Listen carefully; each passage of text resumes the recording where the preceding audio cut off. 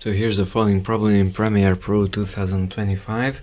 I created an in point and an out point on the timeline using the I and the O keys, and I wanted to export only that small portion, and it still asked me to wait around an hour. So why I had to wait that much? Well, don't make your selection only here on the Edit tab, but do it on the Export tab also.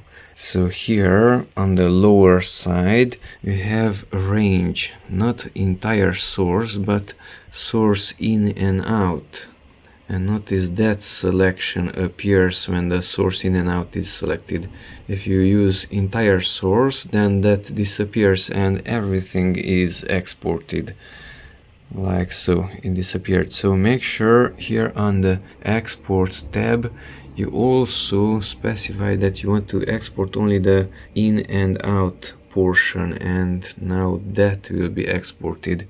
And now I don't have to wait around an hour. I click on the export button in the lower right corner, but instead I have to wait around 5 minutes, not around an hour.